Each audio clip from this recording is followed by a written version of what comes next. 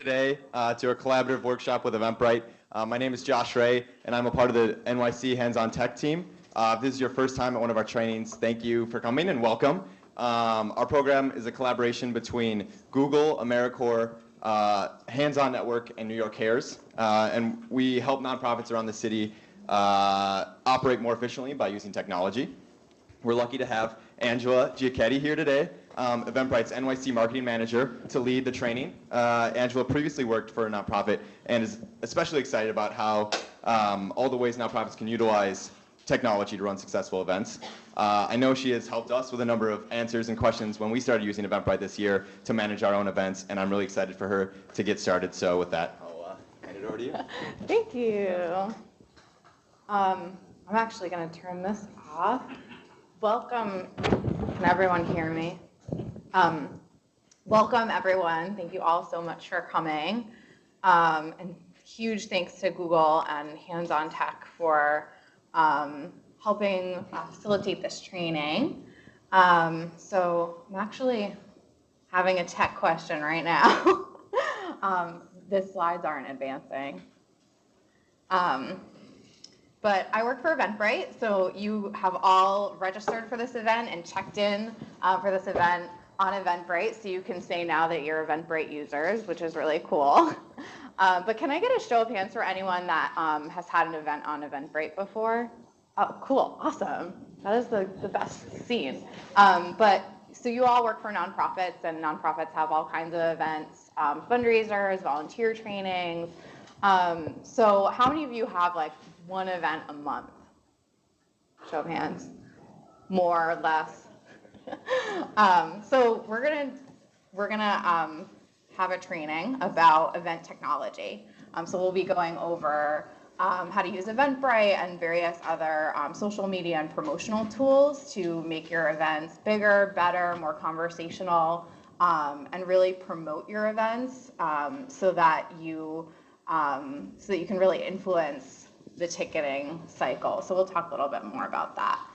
So welcome everyone to upgrade your nonprofit event using tech tools to further your cause. And you'll see down here, there are hashtags for this event. So how many people are on Twitter? Awesome, another good thing. So we're actually gonna be doing a little contest throughout this entire event. If you tweet with these hashtags, whoever tweets and gets the most interactions from a given tweet, so mentions, replies, retweets, will get a special prize from me, which is a pair of tickets up to $50. So please make sure that you're tweeting right now, interacting with people at the event, utilizing these hashtags, and don't be afraid. We'll talk more about Twitter too, but just a cool way for you to kind of get your feet wet. So just a little bit about Eventbrite. You all have used it to register for the event, to check in, but we ticket all kinds of events actually, everything from like nonprofit fundraisers to races, like marathons, music festivals. It's a self-service platform, meaning that anyone that's having an event can go on and create an account and use Eventbrite. So in that way, we have kind of a really big scale of events, and really we're a technology company first. So you can kind of expect the latest in event ticketing technology from Eventbrite. And just a couple numbers about us: 1.5 million tickets, 80 million tickets sold, 1 billion in gross ticket sales, and events in 179 countries.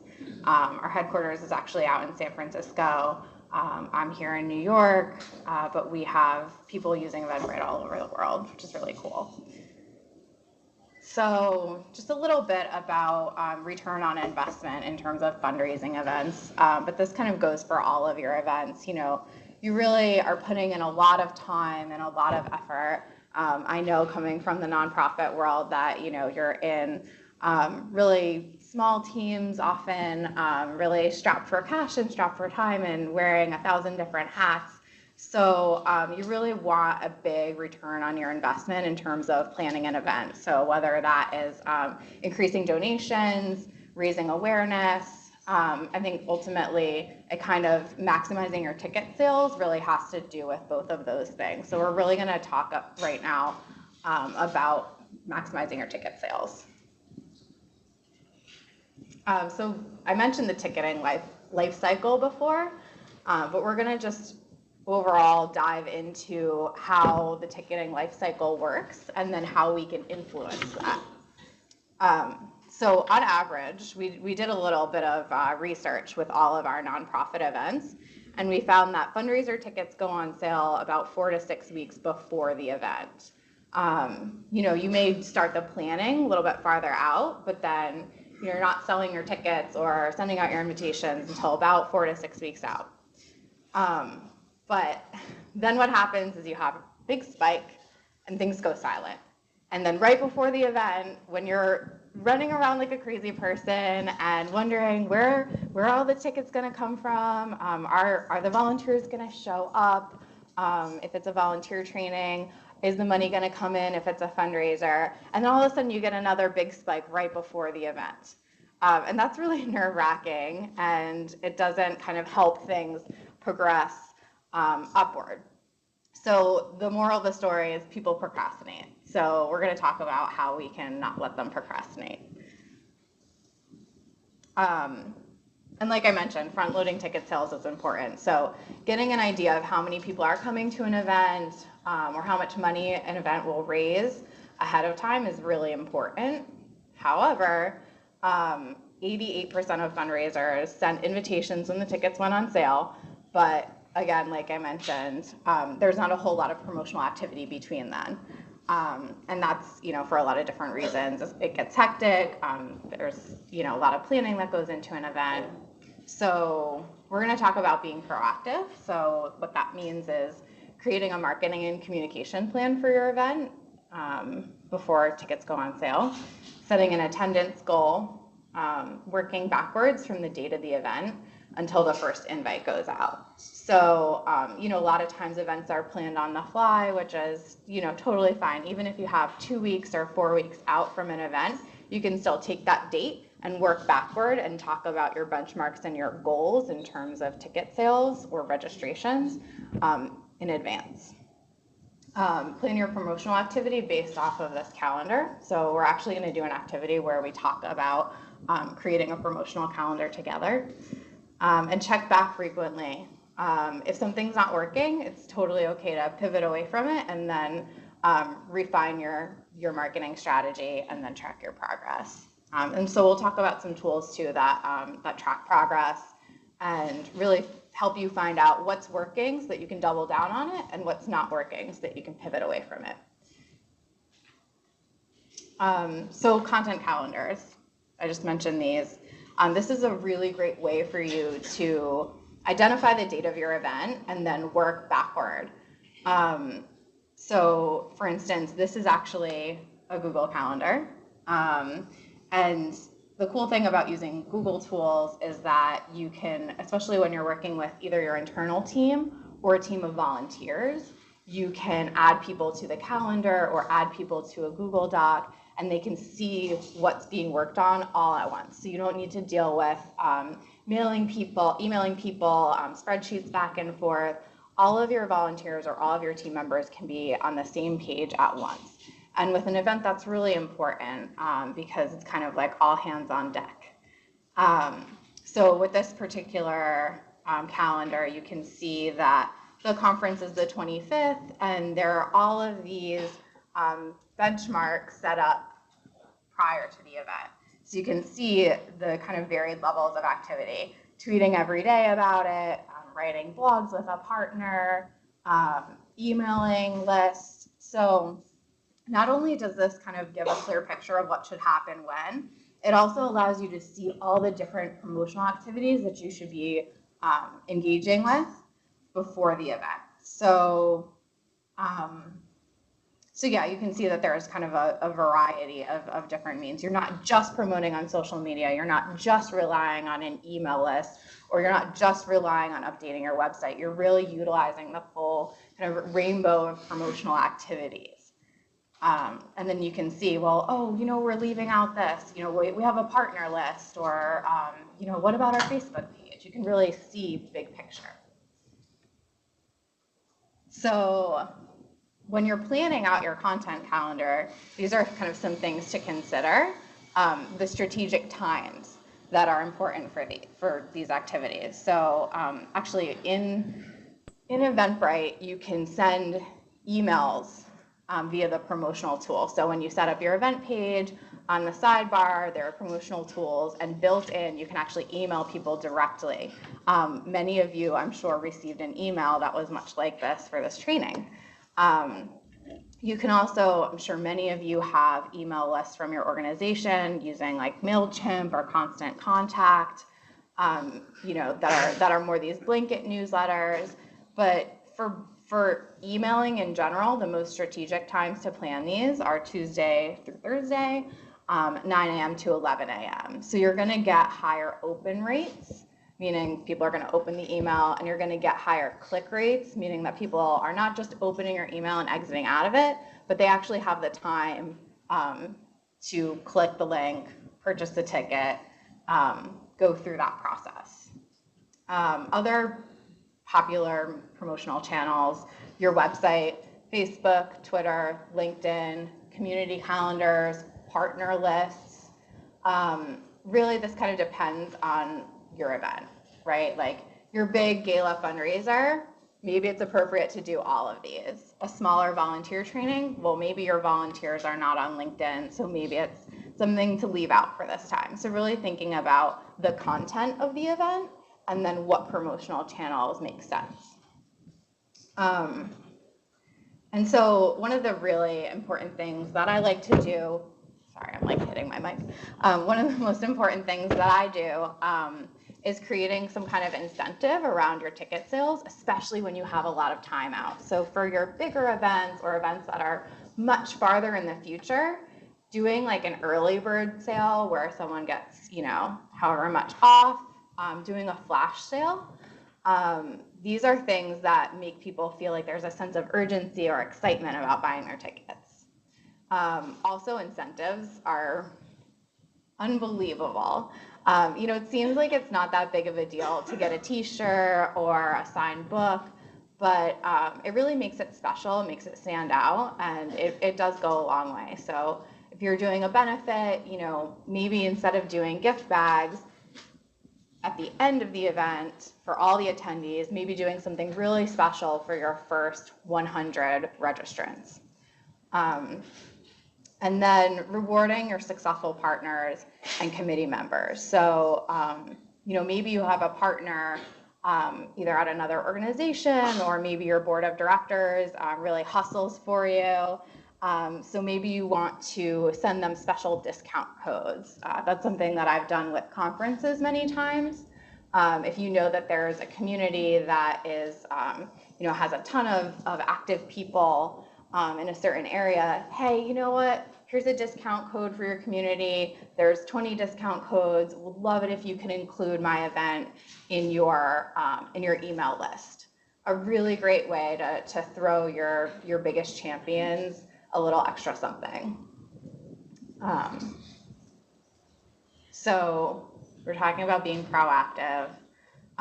When we take these extra steps, we really see that we can influence the ticketing cycle.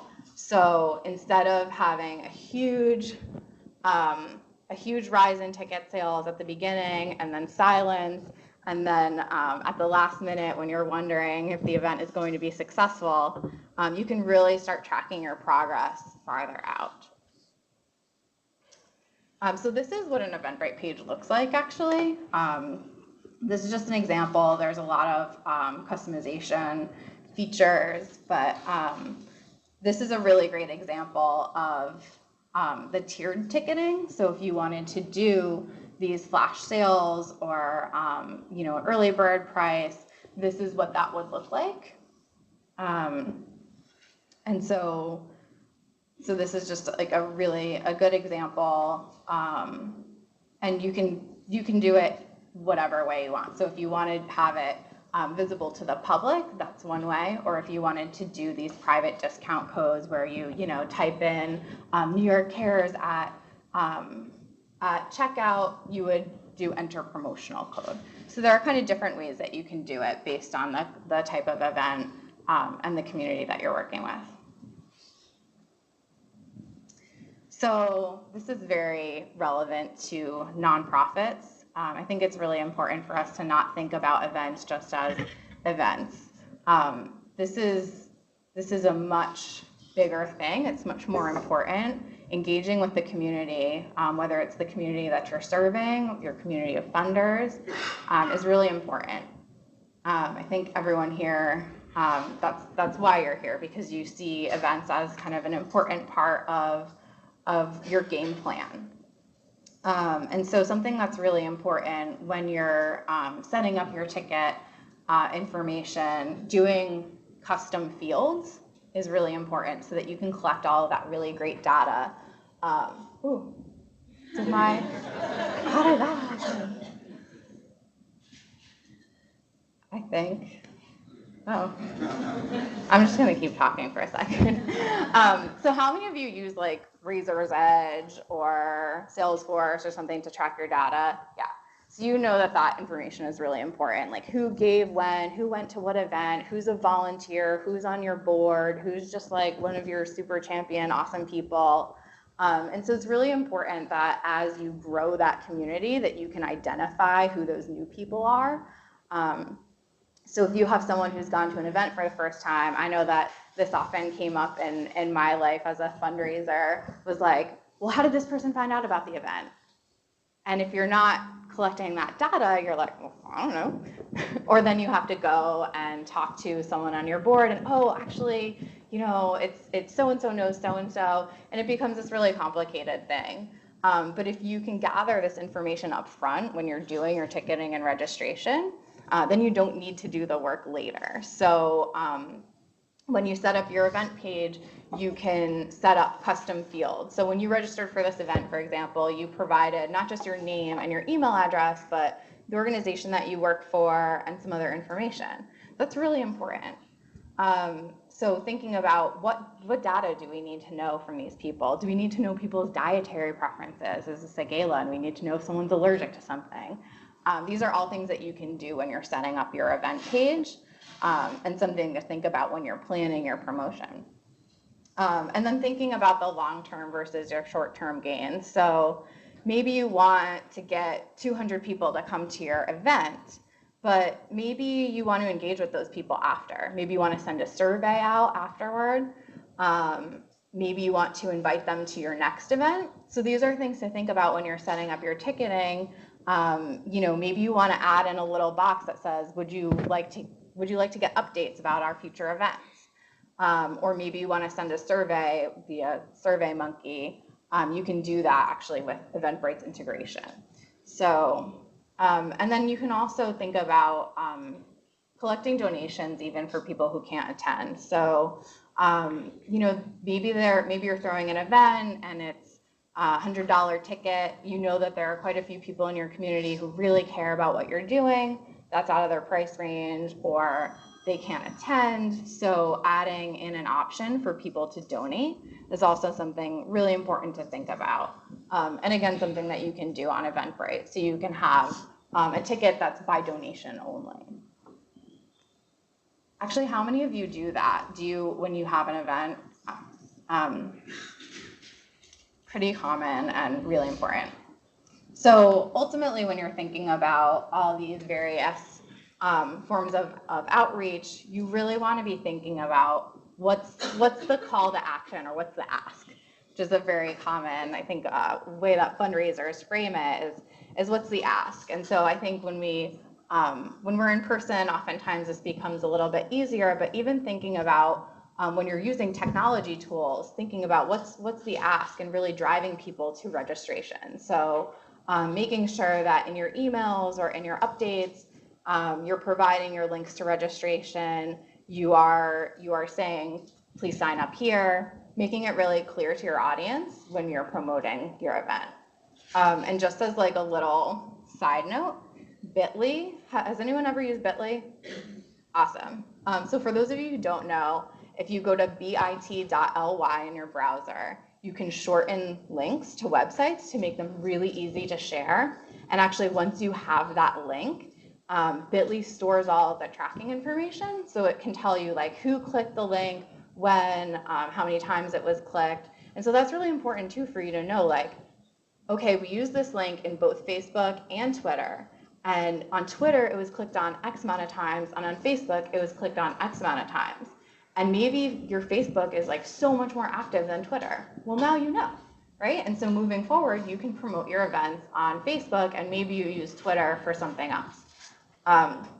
So it allows you to kind of see what's working and double down.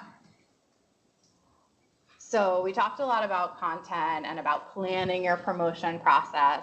And now I want to get everyone kind of a little bit more active. So I see that some of you have computers and mobile devices.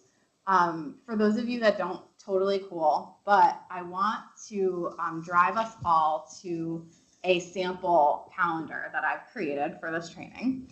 So if you actually head to this link right here, which is a Bitly link, so I'll know if you're clicking on it. And we're going to open up a Google Calendar a Google Doc together. It's an Excel spreadsheet, so it's different than what I showed you for the example, but we can play in it together. So let me know, just as a show of hands, like when you're in it, and then I can jump into it too. Ooh. There you go.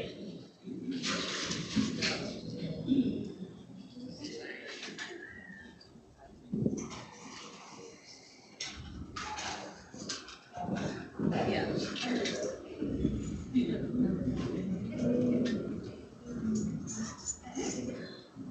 It's case sensitive. Oh, yeah. You're in it? Okay.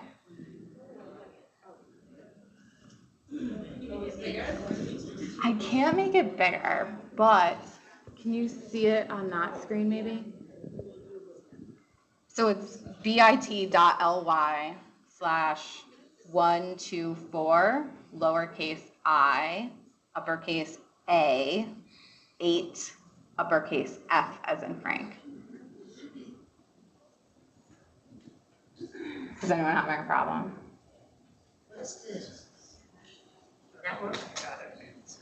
Oh, Google Guest. Yes, of course. Okay. So I'm going to jump into it, and we can all follow along on my screen.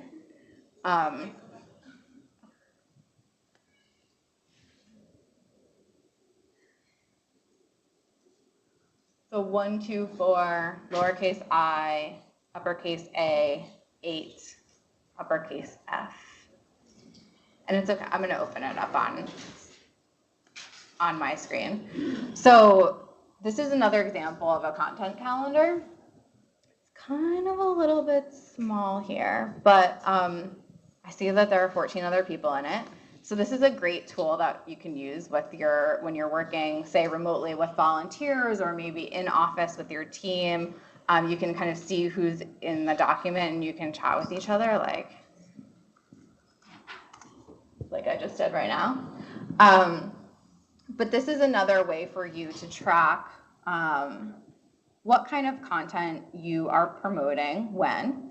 So right here I have this is our summer happy hour event, and plugging that in, and then again backtracking and finding out, okay, what should be posted when.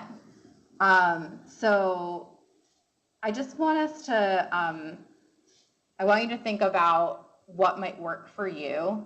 Maybe it's a calendar, maybe it's a spreadsheet much like this.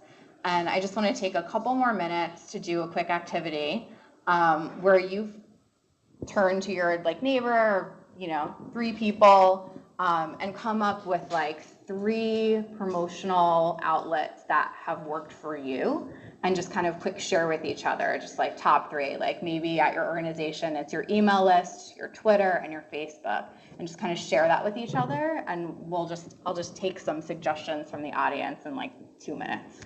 Sound cool? Okay.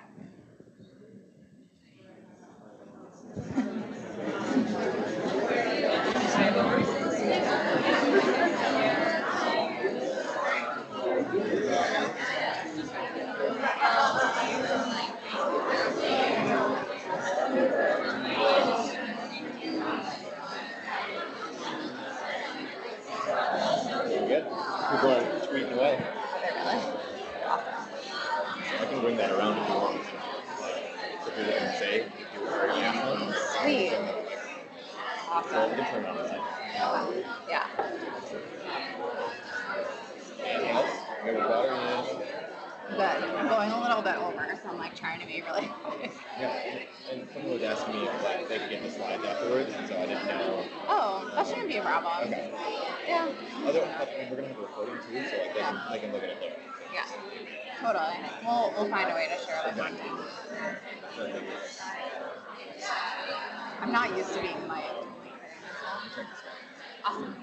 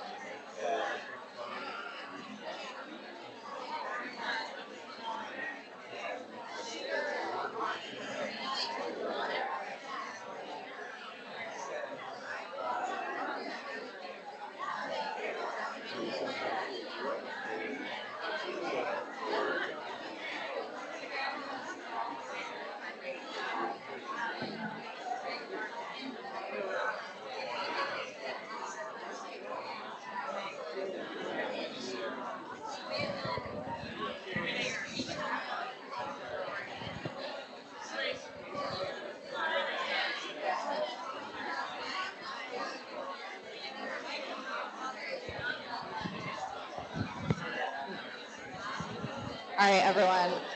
I'm going to give you like 30 more seconds.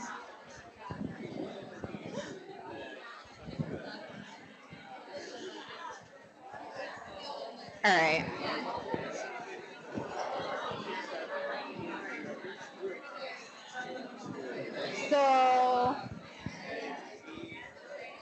So who just learned something new?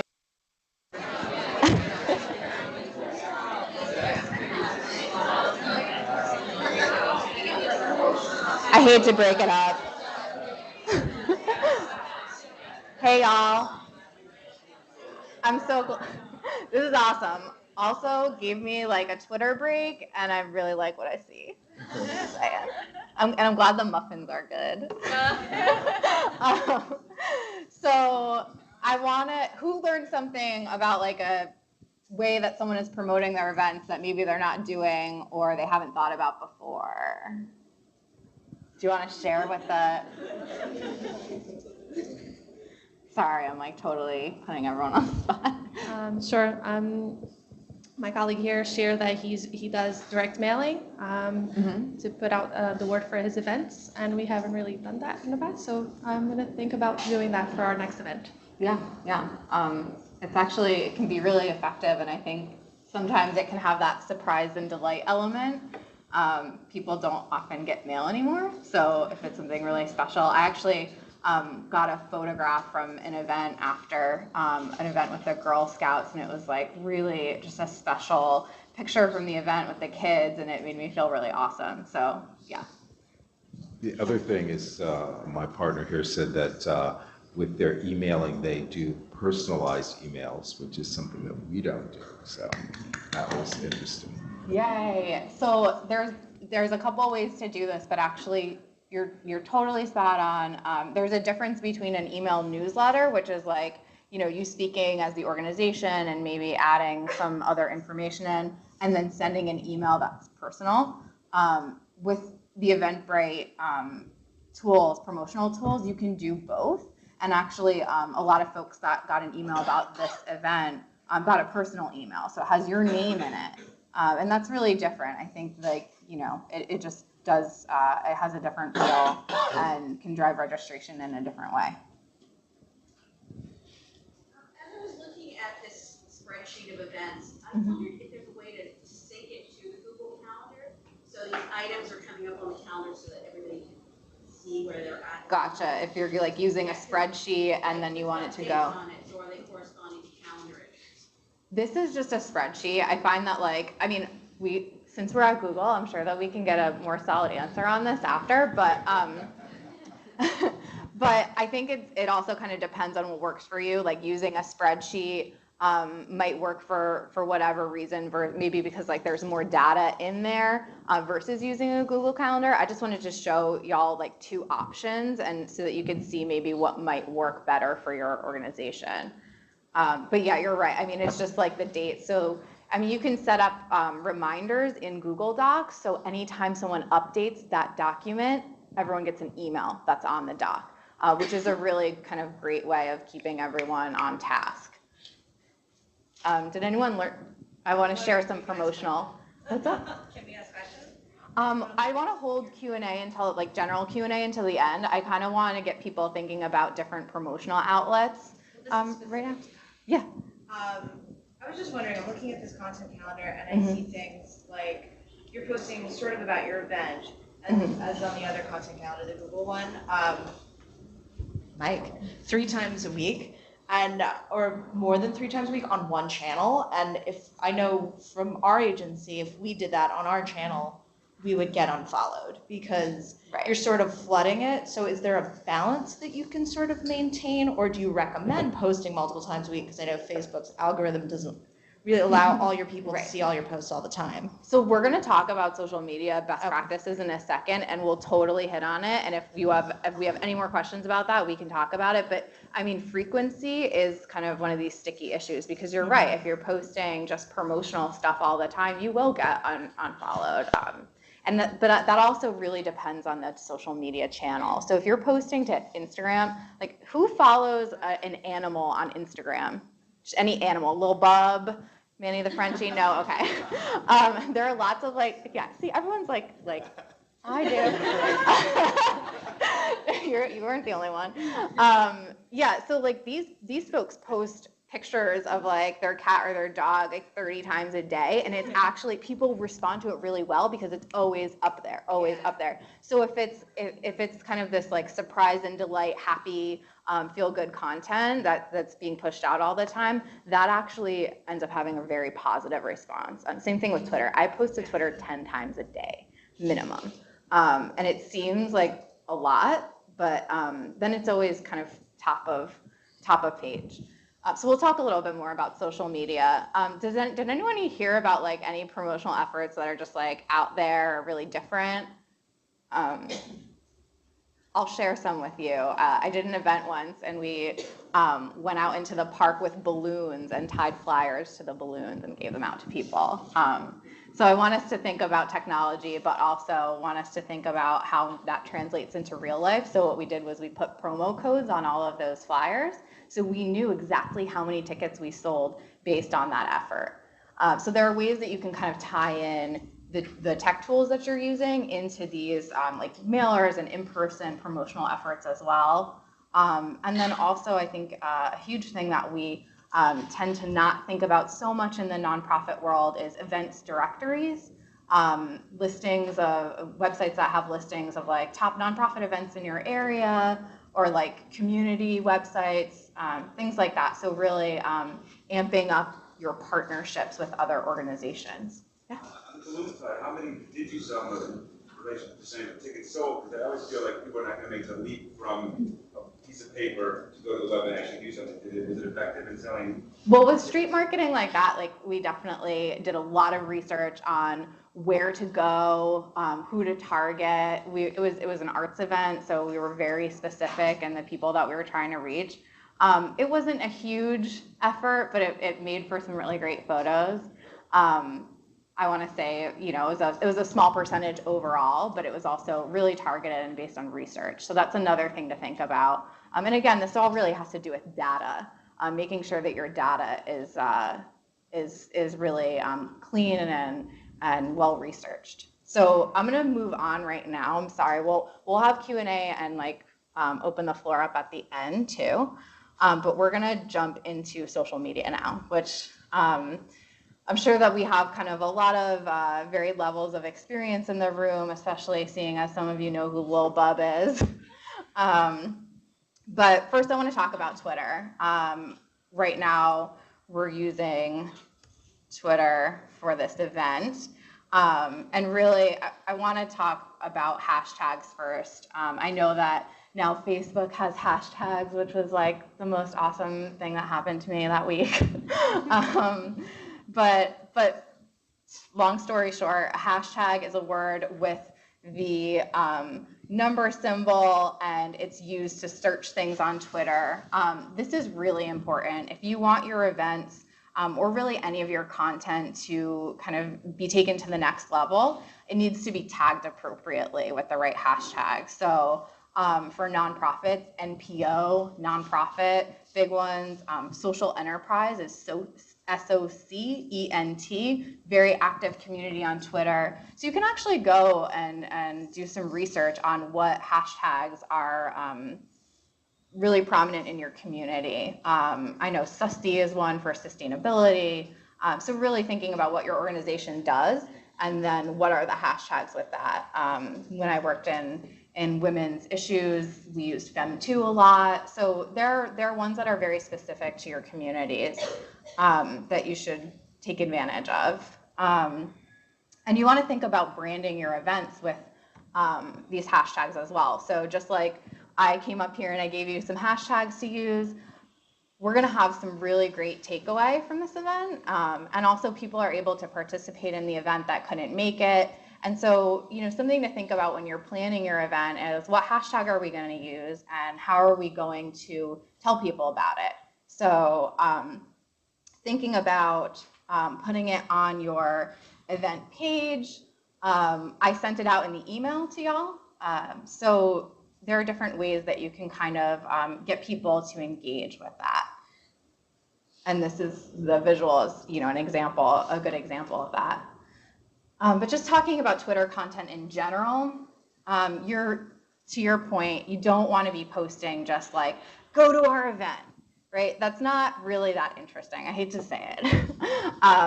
But talking about maybe links to articles that are relevant to the work that you're doing, you could even say something like, if you like this article, you'd really like our program, come learn about it at Visitors Day. So thinking about how you can tie in your event to relevant content out there. Also answers to questions, really good content. So oftentimes people will ask questions on Twitter. If you answer them, then that's great. You're seen as a leader in that space, and it really drives interactions. Photos and video links. So if you're on Instagram or you're on Vine or even just on Twitter, you can post photos. People love it. And then questions, jokes, quotations. When you're at an event, a really cool quotation from the speaker goes a really long way. So these are, the screen cap right here is the example of the ways that people will interact with your tweets. So retweets, favorites, mentions. So interaction is really the key thing on Twitter. I think it's really important for us to remember that Twitter is about having a conversation. It's essentially like a giant chat room in the sky. It's not how much content you can push out necessarily, but how much you can interact with other users, interact with people via hashtags and things like that. So really thinking about not just like what can I push out, but what will people be really interested in? What will people respond to? And then frequency also matters. So if you tweet once a day, that's actually not going to bring your tweets top of page. Like I mentioned, I tweet about 10 times a day, sometimes more if I'm at an event. I'll be tweeting the entire event if I can, if it's appropriate. So on Twitter, you can totally like chat away. And like I mentioned, during the event, it's a really cool tool to use to not only capture what's happening at the event, but also allows people to get involved that are maybe unable to attend your event. So I'm providing a Twitter wall where you can project your live Twitter stream on the wall at your event is a really cool, fun thing to do. It'll get people to like tweet things that they know that everyone else will see. And then prominently displaying your hashtag. So if you're doing event signage or handouts, putting your hashtag right on that so that people know and it's really clear to them. And then mentioning the hashtag either, from the podium at your event or on your event page. And actually the screen cap just shows you kind of like how the hashtag for an event would play out. So I want to have us do another like really quick activity with your little group. I want you to craft between your group 5 tweets about an event either that you just had, an event that you're planning, a theoretical event, but I want you to kind of think about ways that you can write these really kind of short pieces of content that are not just, hey, come to my event. Something that's creative, fun, maybe utilizing a joke or an article. So I'll give you a couple minutes to do that. I can do that.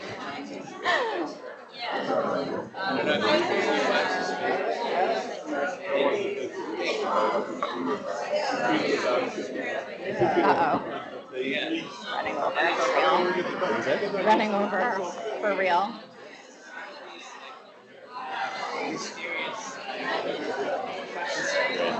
What's that? It's so great. Really? It's really good. Yeah. It's like the interaction with everyone, like, we've had, I feel like we've had a mix of like just training for trainings or we've done a mix of like just like group conversations. We haven't done where it's kind of mixed, and I like that. Many people. It is. I'm going to rethink that next time. It's great. People are chatting with us. And some people have different like levels of experience. Yeah, exactly. I have Kristensen back, like retweeting some people, so she's handling that. I need like another me to just like tweet for me all day. I was gonna say like you need to be doing that while you're up here. It's like I've gotten to the point where I'm so just like, to, hey being at guys. events and like taking pictures. Yeah, you could. I wish we had it. It was really fun.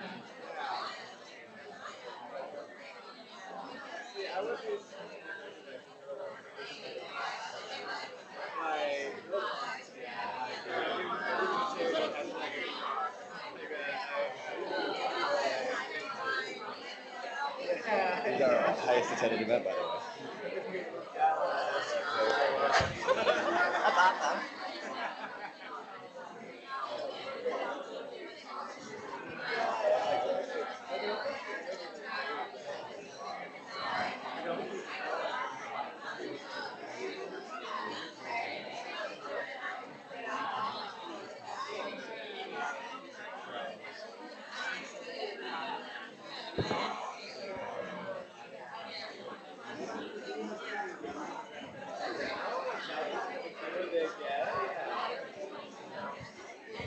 Okay, guys.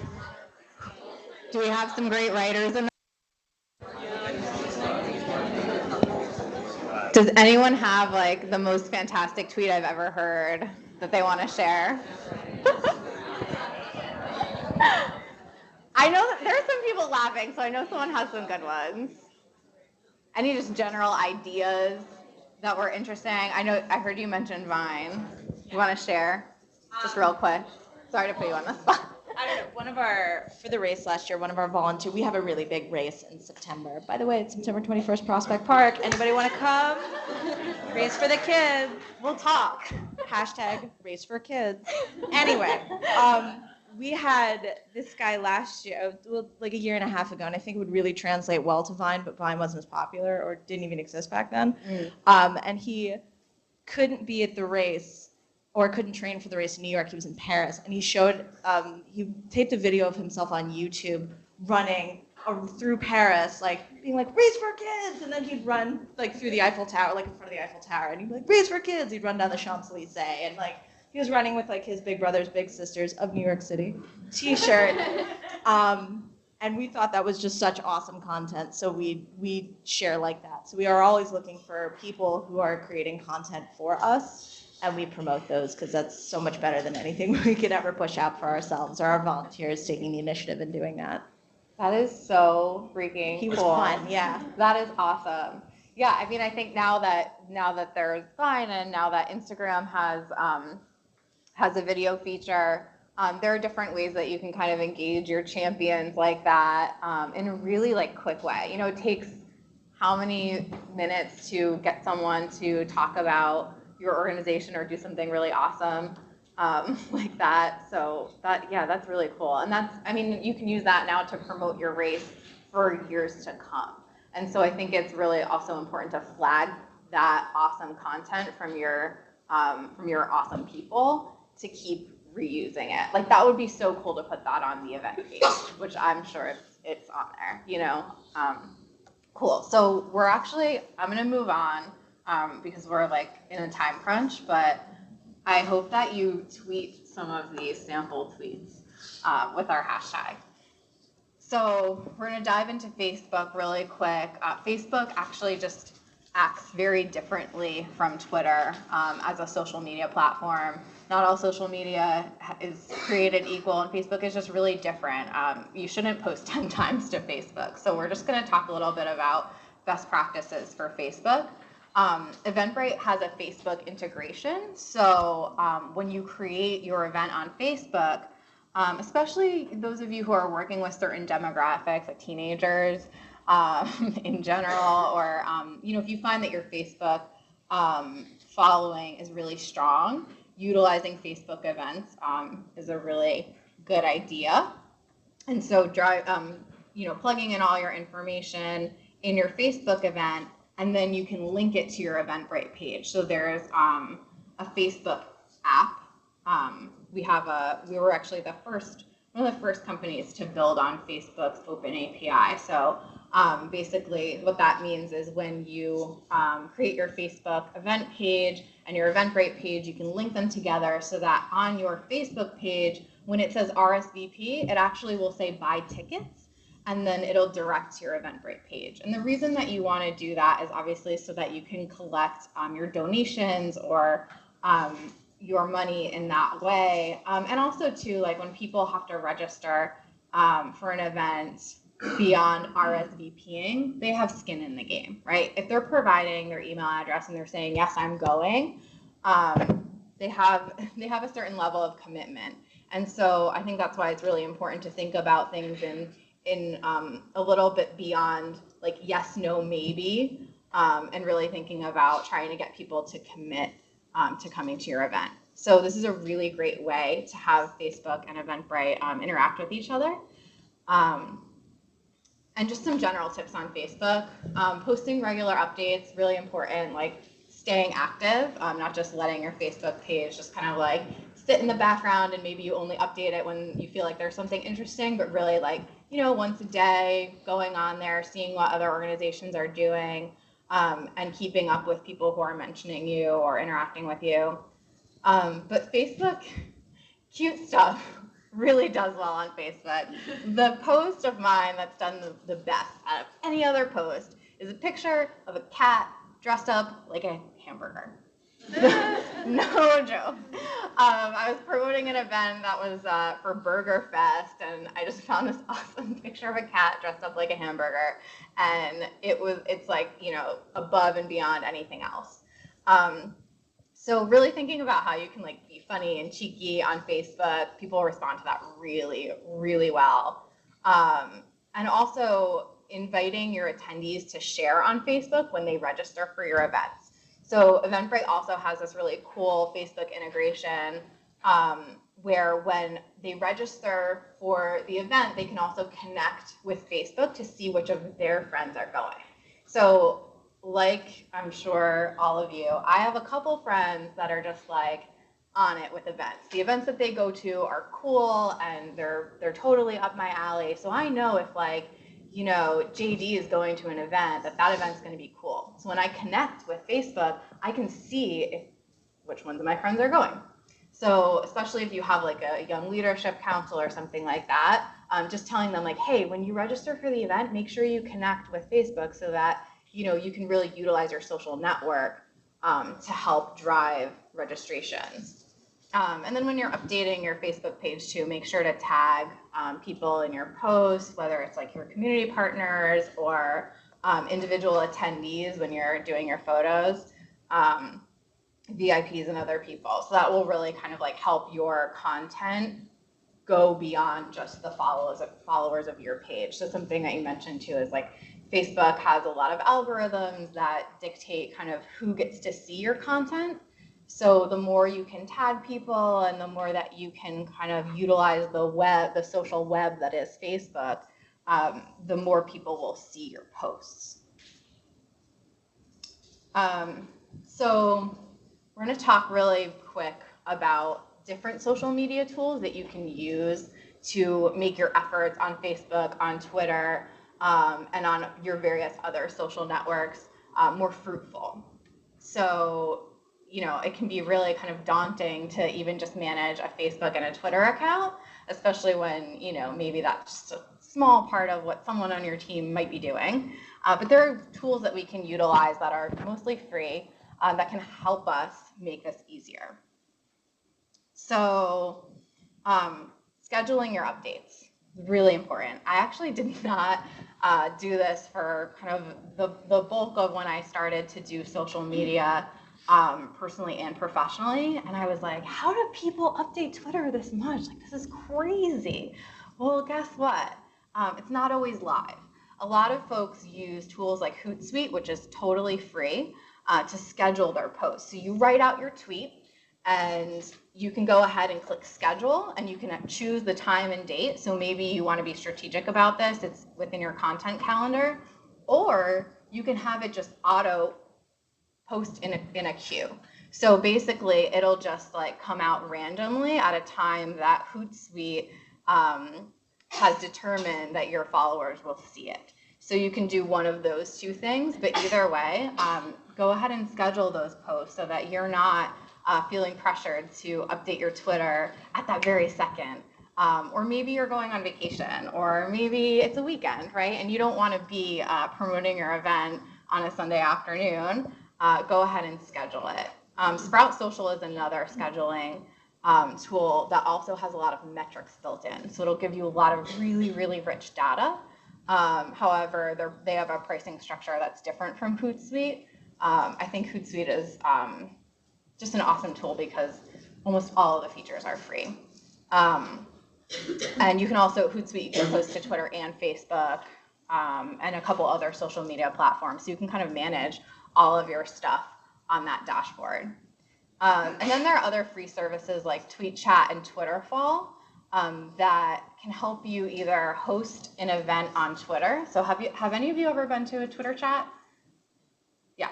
So it's a way that it's almost like a chat room using hashtags, and this is a way that you can host events virtually, which is really great, especially if you want to like reach new people.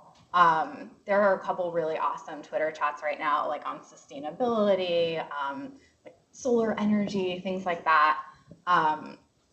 But also for your events. So if you're having an event and you want to like project what's happening on Twitter on the wall, you can use Twitterfall to do that. So I'm actually going to show you right now like what's happening on Twitterfall at this event so that you can kind of see how it works.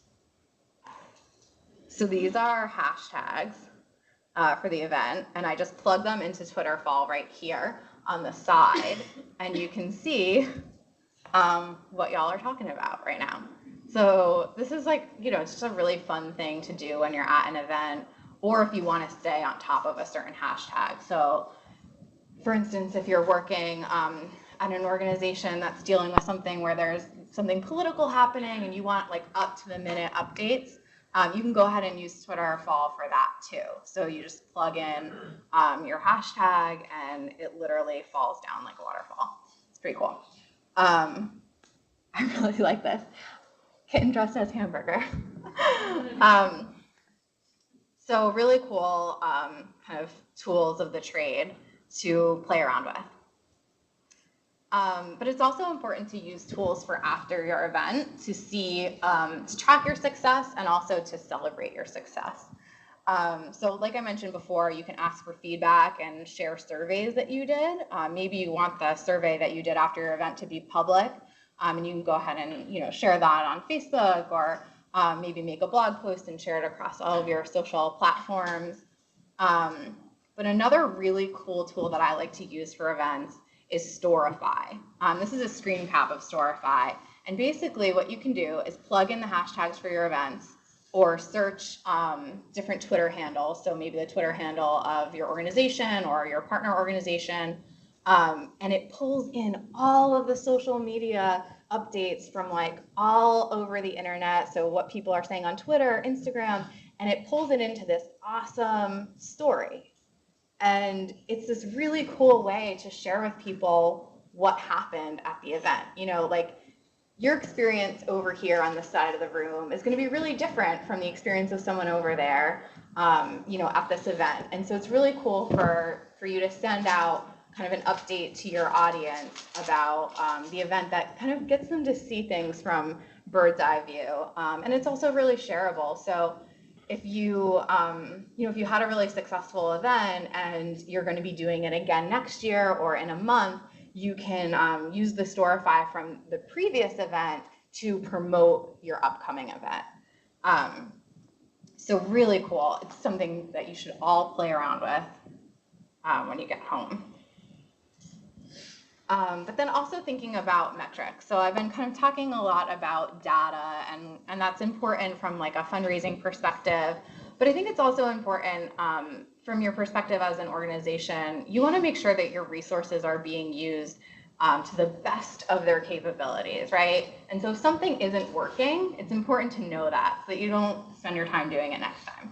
And if something is working really well, it's important to know that so that you can double down. So some kind of big picture things, using tracking links, really important. Then who's selling tickets for you. Maybe that's from your board of directors or your volunteers, but also kind of knowing what promotional efforts are working, community partners, things like that.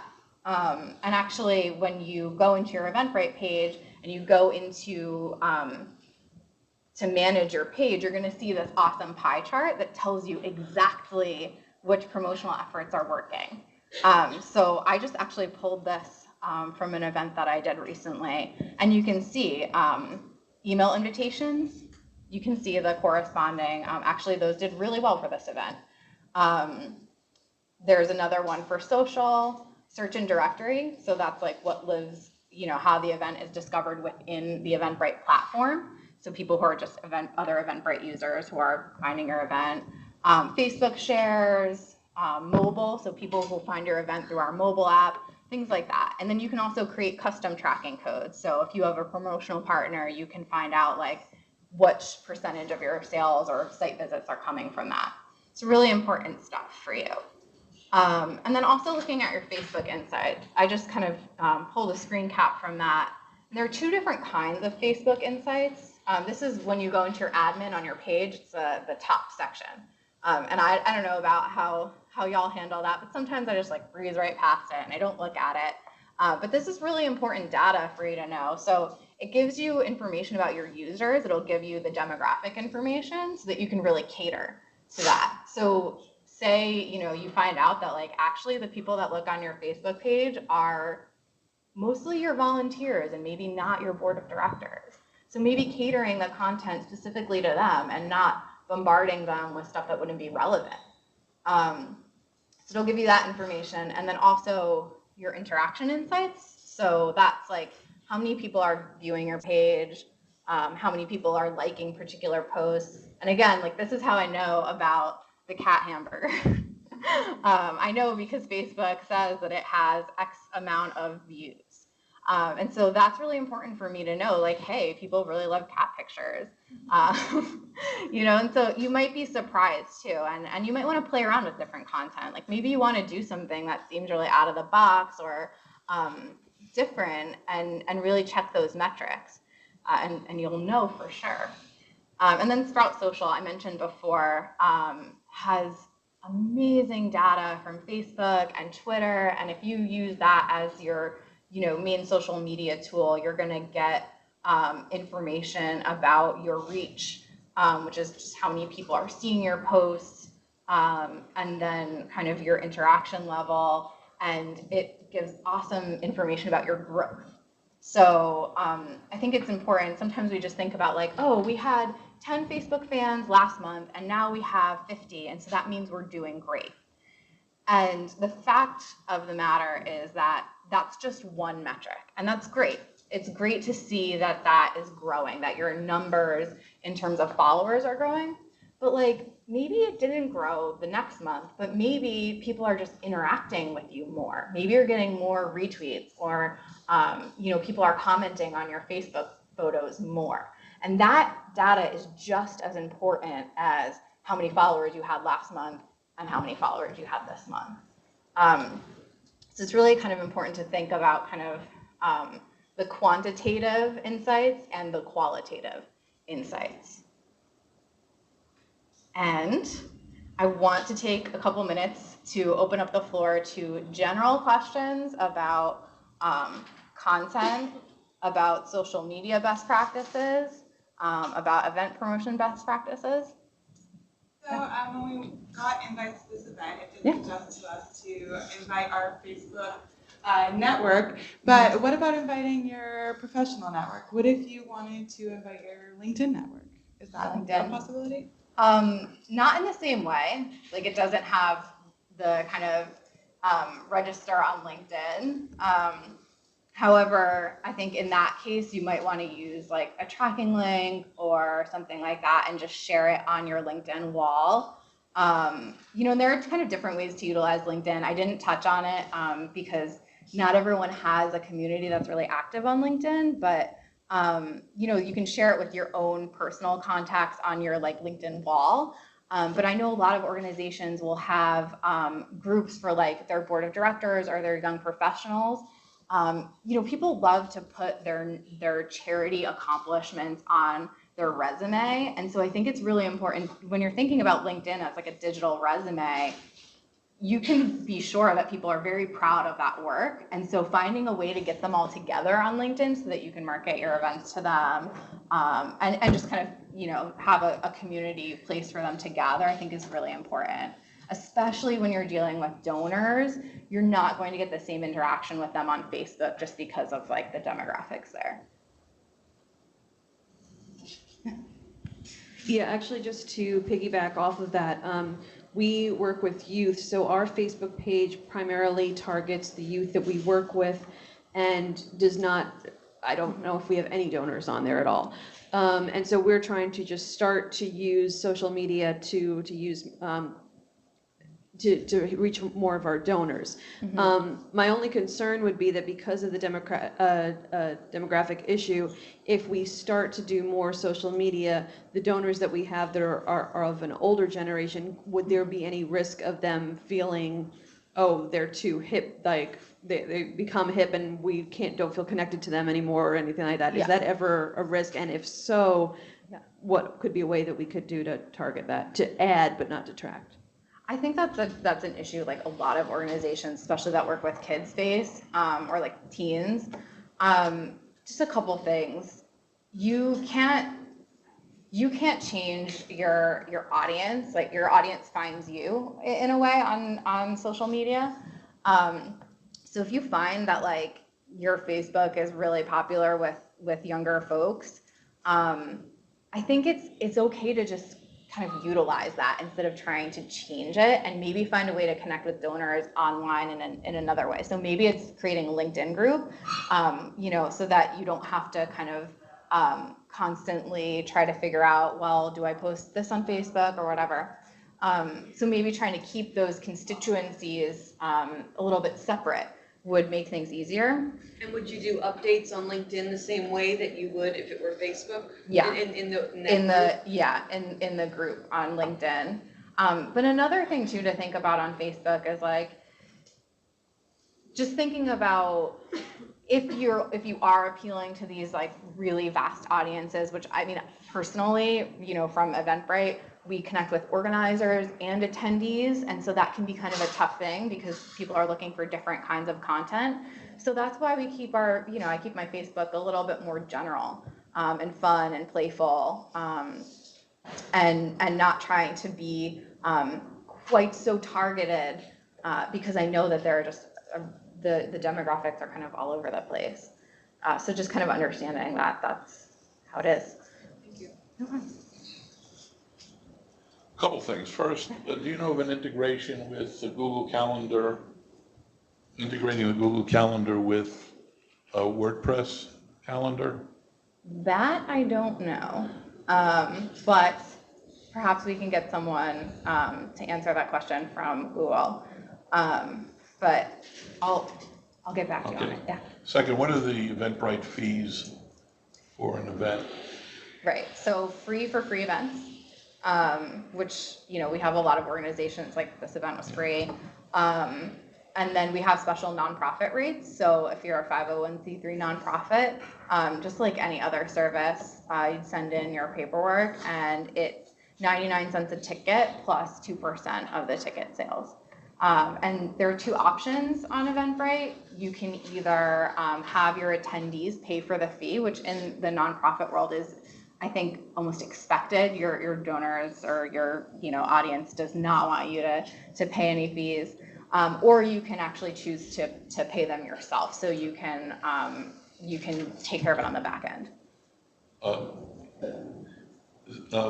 We have a very complex registration form for various reasons. I mean, it uses JavaScripting. Yeah. It's got 50 questions and whatever. Yeah. Is there a way to also integrate our registration with the Eventbrite so that A, you can collect our money, and B, use the Eventbrite tool?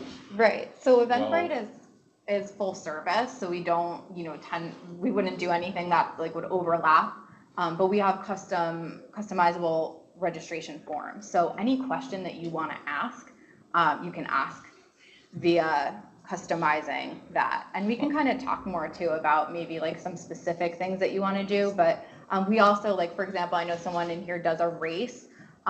We have custom, we can customize the order form to be more conducive to that, and then also take care of people's documents that they have to sign in order to their consent forms for a race. So there are a lot of different ways that we can kind of adapt the platform to various kinds of events. But there's no API or anything that I could link into to get? We can talk a little bit more about API, just to get more specific. We'll make sure to connect.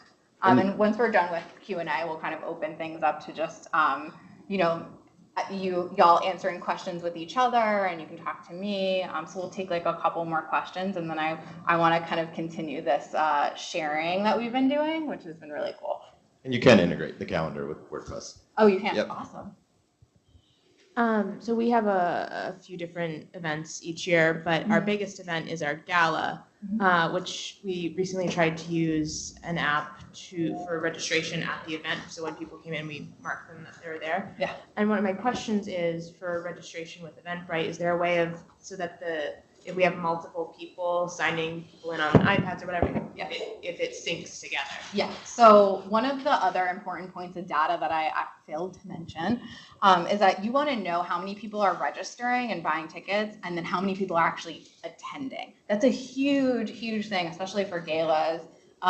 You want to know, and you want to know who those people are. So not just the raw numbers, but like who actually showed up, for a lot of reasons. And so there are three ways that you can check folks in with Eventbrite. So you can have a computer and you just go to check in on your page, and it comes up, and when someone gives you their name, their ticket, or shows their app, you can just click check in. And we also have the app, the At the Door app, which everyone was using today. And so basically, if you have multiple users, if you have volunteers, and we do this for big events, like thousands of people, we have multi-user access. So you take the email addresses of the folks that are either on your team or your volunteers, and you add multi-user access to your Eventbrite page, and you can also restrict the access. So if it's a volunteer and you don't want them to see your payment information or anything that would be totally irrelevant, you can check off those boxes, and then they'll have access to your page, and they'll also have access either on their personal device, or if you have devices or computers that you want to use, they'll have sync in real time. Oh yeah, absolutely. I actually the other day was at a big event. It was like a 3,000 person event, and it was so cool because I was working with the volunteers, and I was like, okay, we're 40% there, and I could kind of keep people excited because it was really hectic. So that's another cool thing, is that it's all in real time. Yeah, as long as you have internet access.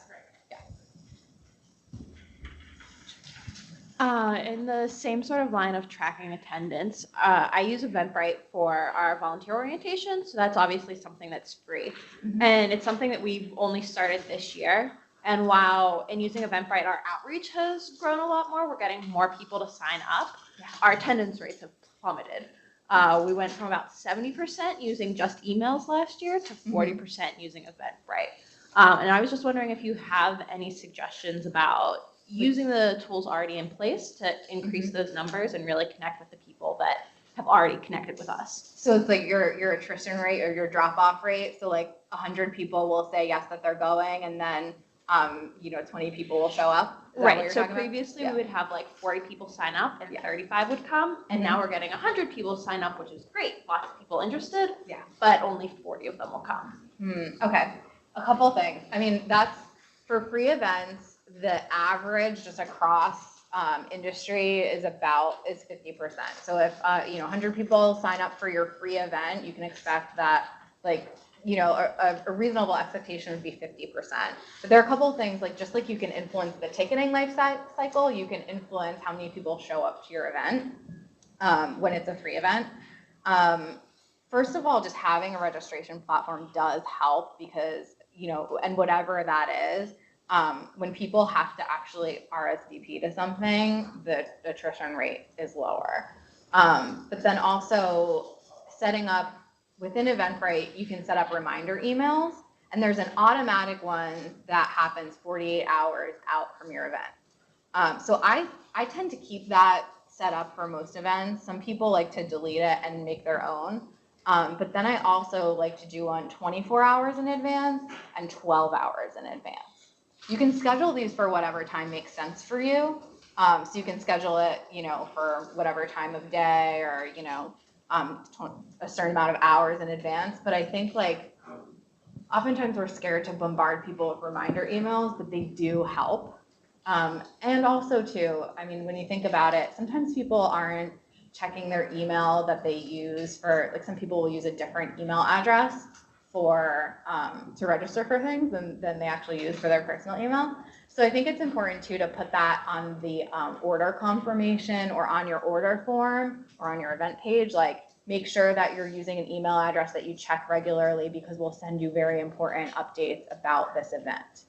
So kind of adding some language into that might be helpful. And then you might also want to utilize whatever outreach platform you're using. So if you're emailing people directly, maybe you want to also, utilize maybe your Facebook or your Twitter account to be reminder, the training is tomorrow, or, kind of pulling in your different communication tools for that. Is that something that do you also have other kind of forms of communication, or is it mostly email? It's mostly email because people coming to orientations are people that haven't interacted with us previously. Right, gotcha. So probably aren't already Facebook. Mhm. Haven't liked us on Facebook, don't follow us on Twitter. Yeah. And that's the other thing too, is maybe adding in your other forms of communication on your event page and your confirmation email.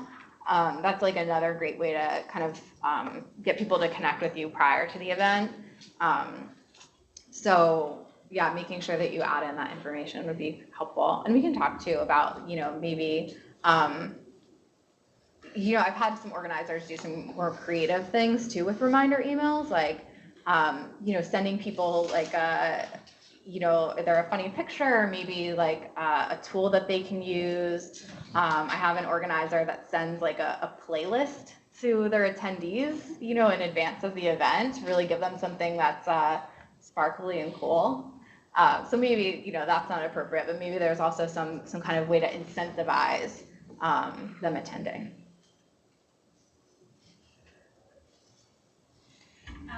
What type of outreach or broadcasting networking does Eventbrite provide for customers? We put on a 5-day film festival in October in 2 different cities around the U.S. So looking to see, based upon, let's say, previous people who have also gone to other film festivals or different films, do you guys do their own data? Yes. And help out and push it in those people's emails? I don't know the right terminology. Sorry. No, totally okay. There are a couple like in-platform promotional tools. There are the ones that you as an organizer can utilize, which are like, you'll see them in your dashboard, but then there are ones that kind of exist within Eventbrite. So if they sign up on Facebook, they'll also get an email reminder, and they can turn it off. But there's an email reminder that's sent that's like, see which of your friends are going, and it'll list the events that their friends are going to. There's also just a general email newsletter that's sent based on an algorithm that's like, I'm Angela and I happen to go to film and arts festivals, so it'll send me film and art festivals in my area. So that's another way that we kind of utilize the user base to drive traffic, like new attendees that you wouldn't be reaching. We also have local marketing people on the ground that will promote events that are, in the city. So there are a couple different ways that we do that. But in terms of what drives the most traffic, we've found so far that the Facebook integration has been amazing. Like when people see which of their friends are going, it's much more fruitful than just an email that's based on some stats. So I think if you can encourage that, that would be really great. Thank you.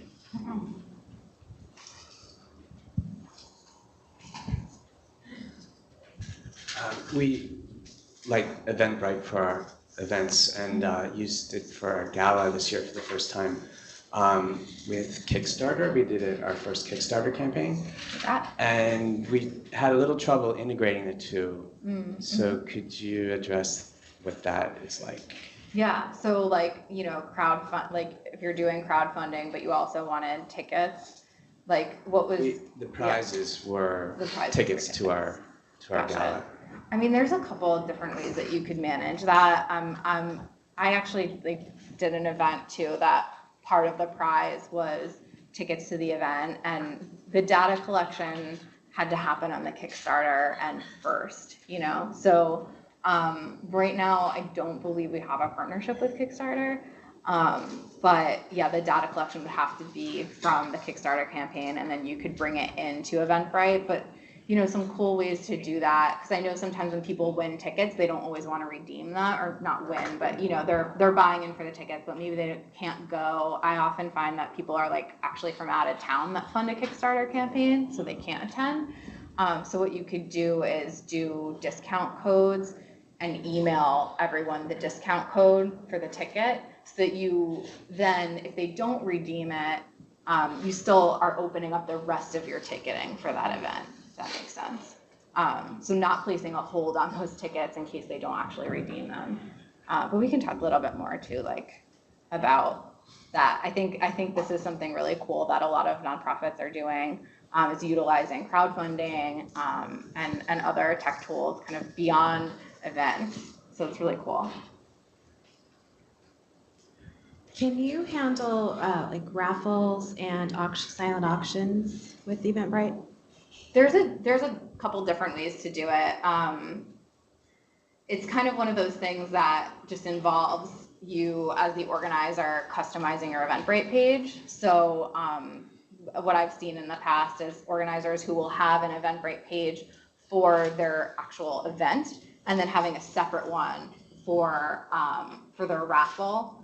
Information sheet, or is it If it's in two separate events, then no, but I've also seen people having raffle tickets, because as I had up, like, you can have multiple tickets, so you can have your raffle tickets, because again, like, sometimes people will buy raffle tickets that can't come to the event, so you want to have on your one page your, you know, your tickets to the actual event, and then having like raffle ticket, and people can select the quantity of those, and then it'll all be in one place. And so when you do your data exports, because that's the other thing, is the data doesn't just live on Eventbrite. You can export it to an Excel spreadsheet and then, you know, plug it into wherever it needs to go.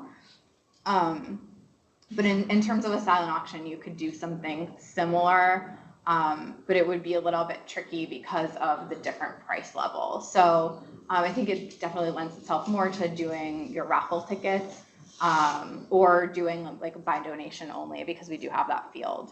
And what about selling at a gala? You could also do it that way. We also do that with like races too, where people will do teams together.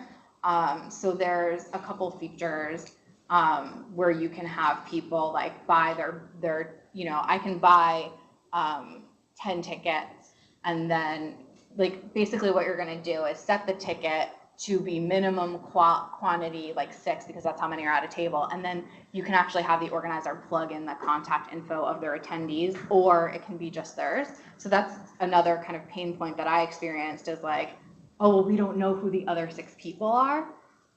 You know, and then you don't know like who's going to be sitting at the tables, but you can actually have the organizer plug in that, I mean, the attendee plug in that information. So totally, yeah, you just set your minimum quantity of the ticket to however many seats at the table.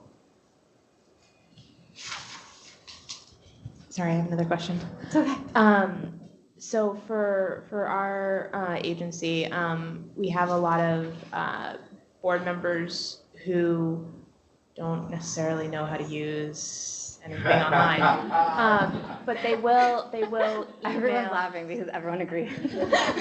But they will email, you know, our senior vice president for development and say, I'm coming, I'm getting a table of 10. Yeah. Is there any way that as the person who's hosting the event on Eventbrite that I can plug in their name so that their name appears in the system, but I don't have to like put in their payment information if they want to pay later? Or Okay, so a couple things. Like, we have an attendee ad feature, so you're right. I mean, oftentimes you're dealing with just like a completely different crew. So if someone says, you know, I'll be attending the event, and they send you an email, and sometimes that's all you get from a board member. And so you can go to so you can go to attendee ad, and you can manually add it in so that they still exist within your, you know, check-in system and your data exports. But I don't have to like go through the system to like enter it. I can do it from the back end. Yeah, you can do it all from the back end. And you can also, like, that's how a lot of people will add in their comp tickets. So if you have like, you know, if you want to keep track of your volunteers, but you don't want to ask your volunteers to sign up because you're, you know, for whatever reason, you can also like add them in. So you can manage all of your attendees from the back end as well. Yeah, I mean, that's the other thing too, though, is something that, you know, having it be really easy, like the reason that I loved using Eventbrite and used it before I started working for Eventbrite was because it really is easy to register for an event. So I think oftentimes just getting your audience to do it once, and then they can see how painless it is. You know, it's a tough thing, but it also can be a cool learning experience for them to be like, oh, actually that was painless, you know. So you talked about flash sales. So if you're coding for like buy today at a certain price, that's all built into the system, or do you have to go in and then just add a code? You would just add that ticket, and you can say like, this ticket is only on sale until X time, and then set it and forget it. Okay. And you talked about comp tickets. Sometimes to our events we offer comp tickets. Could they register for comp tickets? Yeah. Free tickets on as part of the registration? So when I do this like really nifty ticket giveaway to whoever has the tweet with the highest interaction, what I'll do is I'll send that person a discount code for that ticket, and they'll just go and enter the promo code, and it's done. So yeah. Maybe think of something else. Yeah. So we do giveaway tickets as well, like on radio stations and stuff. Can Oh, that yeah. also be connected? Like Yeah, they so- can redeem them through Eventbrite and. Yeah, and it'll show you too, like, say you set like 50 free tickets under the discount code Bright NYC, but only 25 of them have been used. It all shows up on a dashboard so that you can see like how well those promo codes are doing. And a lot of people manage their relationships with their promotional partners in that way. So if like, you know, WNYC is actually like if those people actually register for those tickets when they get it from the giveaway, you'll know. And I think that that's also really important data, because sometimes we'll give away free tickets, but then people don't actually use them. And sometimes we'll give away free tickets and everybody uses them. So it's really important to know like which community partner or whatever, you know, makes sense. We'll do one more question, and then I want to like open things up to networking and answering questions kind of within the group, if that's cool.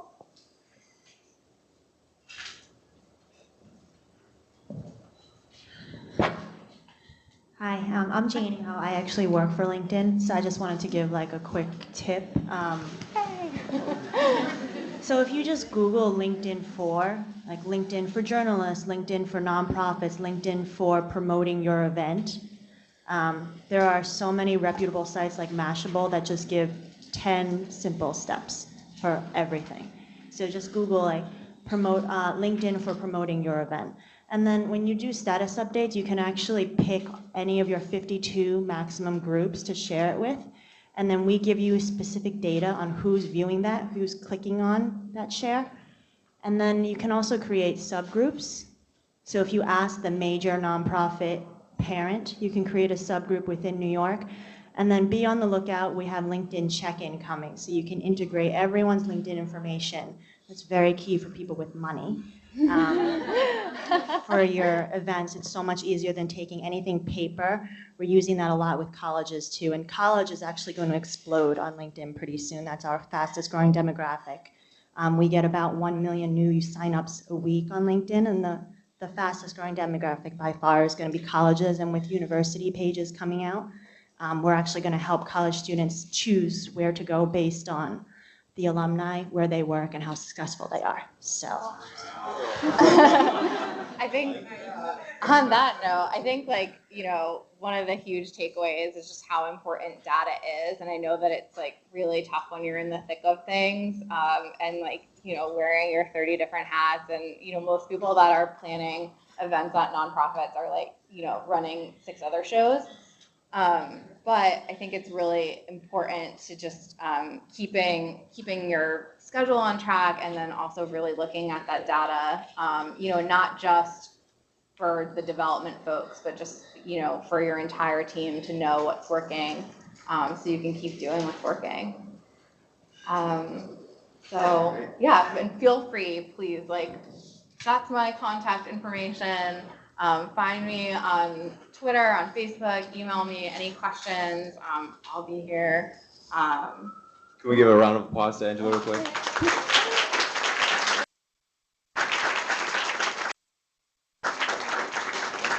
Just before you leave, please be sure to hand me your surveys, and if you didn't check in, please check in, because we have a few days with Eventbrite. There is still time to network. We have this for another 15 minutes.